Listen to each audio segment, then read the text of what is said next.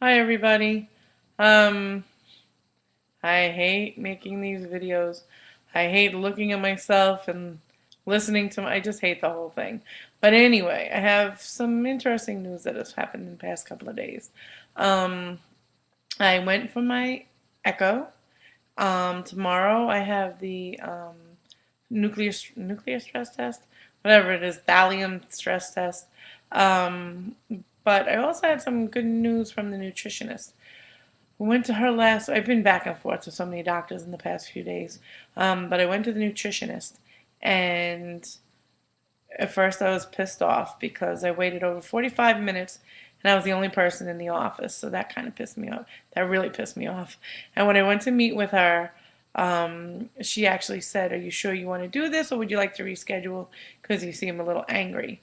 And I was like, "Do you think I waited here for 45 minutes to reschedule? No, we're going to do this now." So anyway, blah blah. In the beginning I was kind of not really accepting the information. I thought I knew it all because I was pissed off. But then once we really started getting into things, I found it very interesting. She answered all the questions that I had. One of my major questions was, how does your body know when to stop losing weight so that you don't lose too much? And also, how do people gain their weight back? That, sometimes you hear of stories that have gone badly and the people have put on their weight again. So she explained to me that where the incision, where the cut is made, um, that little piece that's removed, which creates the malabsorption, um, that connection heals in 18 months. So as it heals, um, you're able to start eating and digesting things that you couldn't do before because of the dumping syndrome.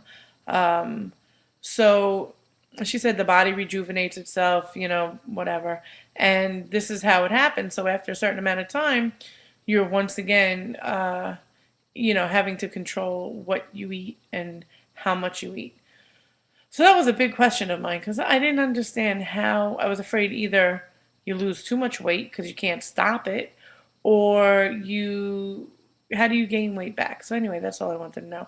But as we went on with our informational meeting, she had suggested a few things and mentioned a few things that I was actually kind of happy about. Um, I know that a lot of you people say that you have to drink the protein shakes for the 2 weeks prior to the surgery, basically all liquids or protein shakes. Well, not my surgeon. We get to eat actual meals. I mean, of course, a cup or a half a cup or whatever it is, but 3 meals and 2 snacks, I believe it is, per day. They give you the diet broken down, and you're supposed to do that for the 2 weeks prior to the surgery, and what else? Oh, and then the last day, the day before the surgery, is liquids only, which is the other part that I think is pretty cool. No magnesium citrate here. All we have to do is drink the liquids the day before. So that was good news for me. Anyway, she also said, the whole situation of the protein shakes and how important it is to get, pretty sure she said 70 grams of protein a day. So I went out and I bought some protein shakes. I had looked on the internet, listened to some of the YouTube videos, um, read some, what do you want to call it? Some reviews on the different I'm so having such a hard time on the protein shakes, and I thought that Muscle Milk Light sounded at least tolerable. So Costco actually had them on sale, so I bought a case.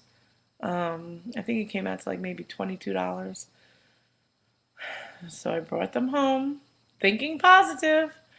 Looked at the box. It looks like a little Parmalat box, and it had this cute little straw. And I poked in the straw, and I shook it first. I poked in the straw. I took a sip, and it is the most disgusting thing I have ever tasted in my life. Well, maybe not in my life, but it's really bad. Really, really bad. When you first take a sip, it kind of makes you think of like a yoo-hoo consistency. And it tasted fine in my mouth. As soon as I went to swallow it, oh my God, disgusting. Um, and I'm worried that if this is what I have to expect from protein drinks in general, I'm in a lot of trouble because, oh my God, it was disgusting. And I just have a feeling that I won't be able to do what I'm supposed to do. I mean, I hope I will, but oh my God, it was disgusting. So anyway, and I also have a bad habit of looking at my videos and then taking them off the screen because I feel like an idiot, I sound like an idiot, and God knows I look like an idiot. And I'm not looking for any sympathy for people saying, no, no, you're not an idiot. Trust me, I don't like it. But I'm gonna cut it short for long. How much? It's already been 6 minutes, but basically that's it. Tomorrow I do the stress test, and they said comfortable clothes and bring a light lunch because you have to eat in between or some nonsense. And I'm scheduled for 8:15. So I'm calling in sick from work, but my boss already knows. And then I'm going to do that. Then the only thing left is my follow up with the gastro regarding the H. pylori. So the problem with that is I originally was scheduled to see him today. And it didn't make any sense to see him today since I'm still on the medication. So I had called and rescheduled for the 16th of November, figuring that gave me enough time to do what I had to do. And I was also not sure when I was going to get the stress test. So I figured the 16th was enough time to try to get things done. But now, since everything's going to be done tomorrow, and the follow up is the last thing I need for clearance, I tried to get my appointment moved up. Problem is, this doctor is only, I'm going to say this guy, he's only there on Tuesday evenings and Thursday in the daytime. And he is booked beyond capacity. So as of this evening, I was told no, that they don't have any openings, but that I could try to call every day and see if anybody has canceled. So that's where I stand right now. The only pressure that I have on me, I'm looking at Biggest Loser is just starting. The only pressure that I have on me is that my surgeon is going on vacation in December. And he has an associate, but I really want Dr. Fursley to do my surgery. So that's the only pressure I'm under. Otherwise, I'll have to wait until I guess January. And I don't want to do that. So the end, my friends. I'm really getting like hypnotized by this little button and this, I guess, this little camera thing. Anyway, goodbye, everybody. I'm going to have to look. Maybe I can do it without looking. What are the odds? No, it's not going to happen. Bye.